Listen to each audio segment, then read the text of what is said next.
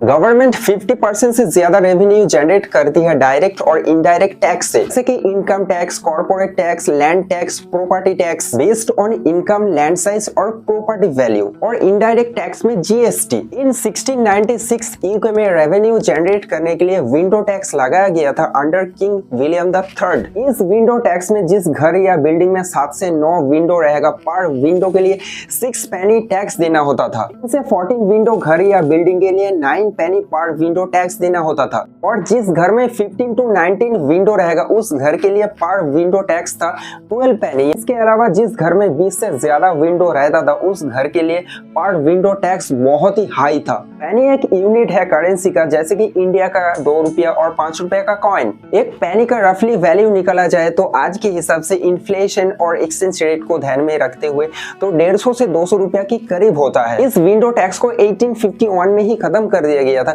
Because इसके चलते घर और बिल्डिंग के डिजाइन को चेंज किया जा रहा था। ईंटों से विंडोज को क्लोज किया जा रहा था, जिसके चलते इंपैक्ट हो रहा था वेंटिलेशन और लाइटिंग में, क्योंकि विंडोज होते हैं लाइटिंग और वेंटिलेशन के लिए। जब ये दोनों ही चीजें नहीं होंगे तो हेल्थ इश्यूज हो सकता है, और इस केस में भी हेल्थ इश्यूज हो रहा था ड्यू टू इनएडिक्वेट एयर और लाइट। इससे हम लोगों को पता चलता है गवर्नमेंट चाहे तो किसी भी चीज के ऊपर टैक्स लगा सकता है। अगर आपको ये वीडियो इन्फॉर्मेटिव लगा तो प्लीज सब्सक्राइब कीजिए।